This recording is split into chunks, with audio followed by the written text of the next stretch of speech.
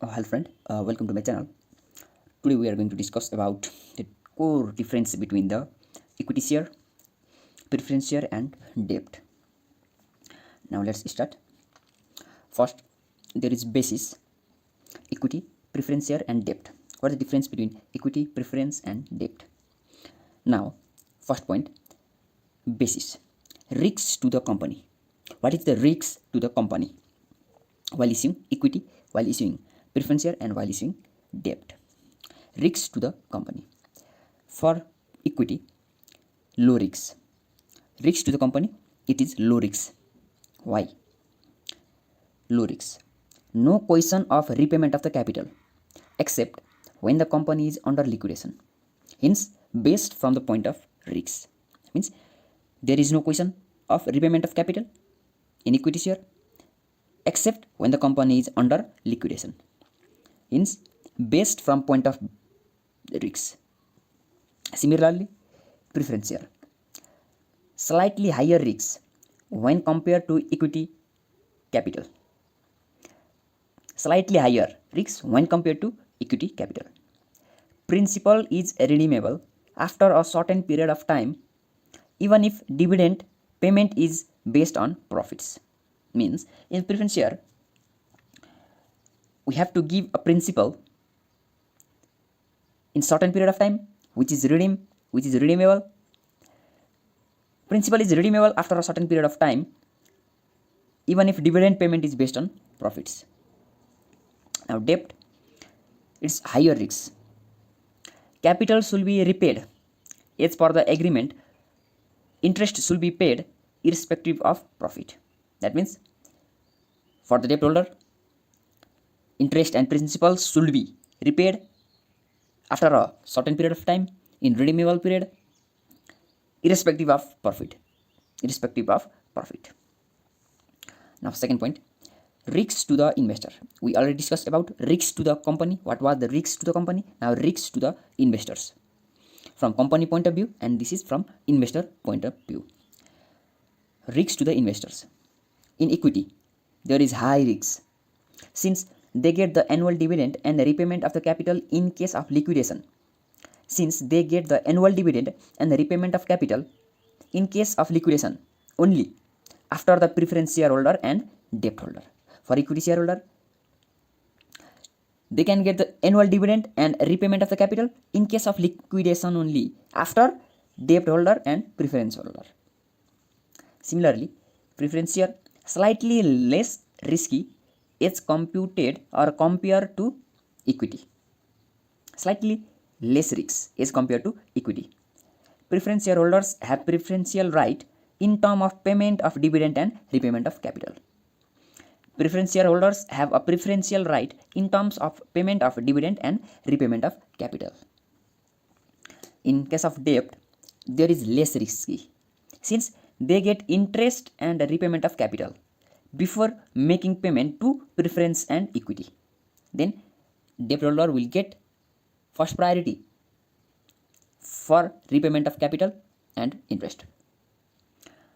Also, interest is charged against profit and hence they get fixed rate of interest even if the company is not making any profit.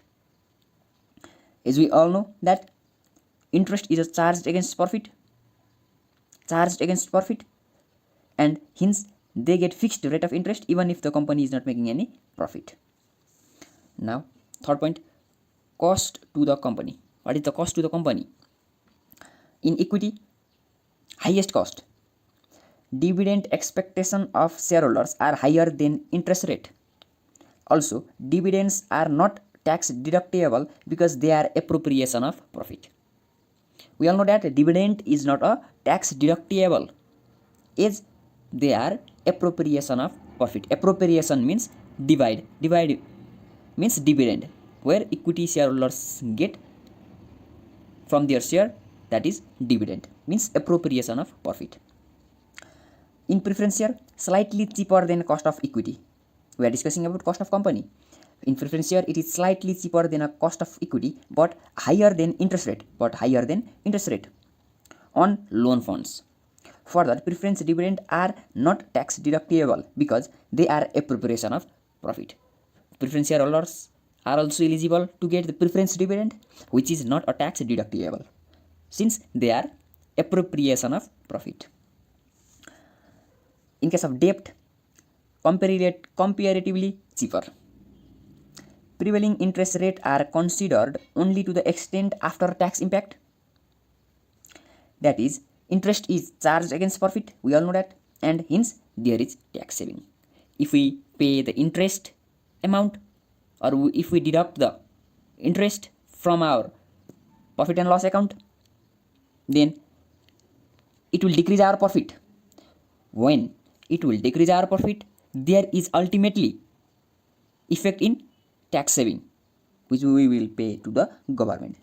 Prevailing interest rate are considered only to the extent of after tax impact. Interest is charged against profit and hence there is tax saving. Whereas dividends, preference dividends and equity, they are not tax deductible because they are appropriation of profit. Dividends are final. Third point. Now we are going to discuss fourth point.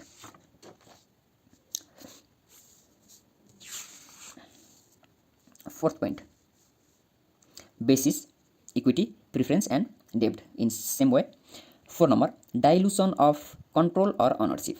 Before going to understand this point, we will discuss what is dilution of control or ownership. What is dilution or voting right?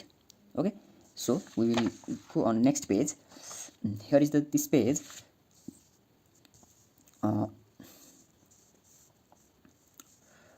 Dilution of control or ownership occurs.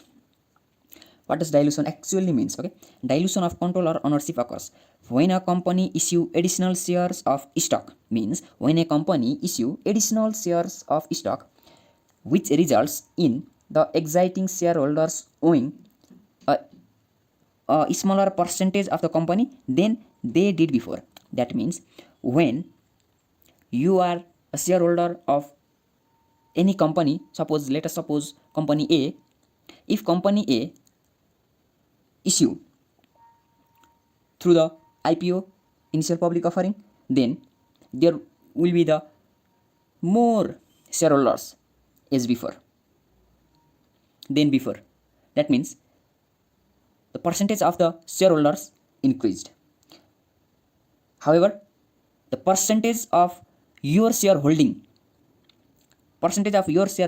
in the company will become less. That means when a company issue additional share of stock, which results in the existing shareholders owning a smaller percent of the companies than they did before. That is, when a company issue a new share of stock, the ownership of the company is divided among a larger number of shareholders, which can reduce the percentage ownership of existing shareholders. I think you have understood about it. This can happen in several ways, including how dilute ownership can be dilute. Then from IPO, if primary offering IPO is offered by any company, then when a company issue a new share of stock to the public in a primary offering, that is IPO, the existing shareholders ownership percentage will be reduced. Similarly, secondary offering, if existing shareholders sell some of their shares to the public in a secondary offering or market, their ownership percentage will be reduced. Similarly, convertible securities, if a company issue a convertible securities such as convertible bond or convertible preferred stock, the holders of these securities can convert them into common stocks or common shares, which can dilute the ownership percentage of existing shareholders. I think you have understood about what is dilution of control or ownership. Now we are going to talk about the voting rights. What the voting rights actually means. Equity shareholders typically have voting rights in a company. When someone buys shares of company stock in a company, they become an equity shareholders and are entitled to vote on certain matters related to the company governance. Some common type of matters that equity shareholders may be able to vote on include: in what way or in what matter they can include their voting power, voting right. Means in election of the board of director BOD, major business decision, that is merger or acquisition, dividends, change in company's AOA, article of association or any bylaws. These are done through the, or they have the voting rights to participate, to involve in companies for their shareholders decision. So why we are reading these dilutions and voting rights, the same words are included in point number 4, means dilution of control or ownership. For equity shareholders are entitled to vote. Yeah, equity shareholders are entitled to vote as they are the shareholders, and hence they dilute of the ownership. I think you have understood now what this sentence was written. They dilute of the control or ownership. Preference stock. Generally, preference shareholders are not entitled to vote, and hence they do not dilute control.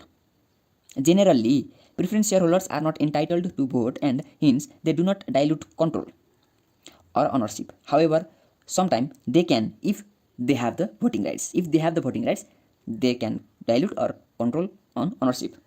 But generally, they are not entitled to vote. Debt.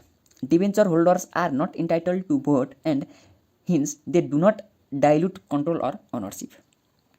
I think you have understood now. Point number 5.